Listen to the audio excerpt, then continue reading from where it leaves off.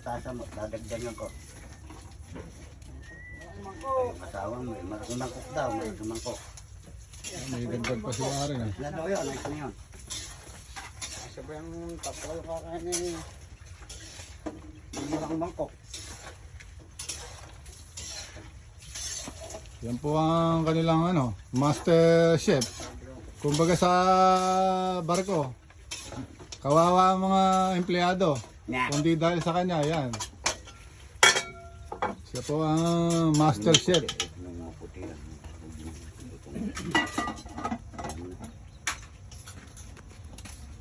Ayan. Ayos ang tulugan nila rito, yo. May libre hangin para sa hindi ka na mag-electric pa, no?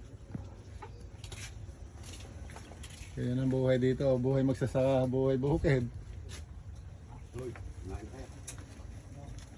Ilang araw ay naabot rin isang 25 kilo na rin, kanti ba? Dalawang araw at konti. 2 araw at hanggang merindahan. Hoy, kayo dyan, hoy! Ito na, oh! Ito ang kain. Kumain na. Ito na ba? Para makapahipahinga ng bagya eh. O, ito yung mistisong dumagat. Si natatandaan ko. Anong pangalan mo nga, Cho? Marco? Marco Polo. Marco. Ayun yung kakain ng dutong. Ang nanay niya dumagat, ang tatay niya Bicol. Ha? Ah, Bicol ang nanay mo. Baligtad pala ako. Ito, kumain na. Yan yung plato. Ang ulam namin dito ay sinigang sa sampalok na manok. Saka 2 kalderong kanin na may tenga. 3. 3 ba? Mali na naman ako. Pwerte mo. Puta ragis na yan. Oh. Vlogger ng vlogger. Talaga nga naman. Oh.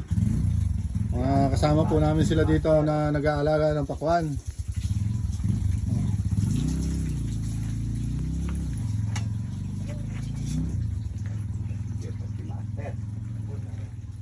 Nakaka 2 kaldero na po. Uy, wala mo, asan?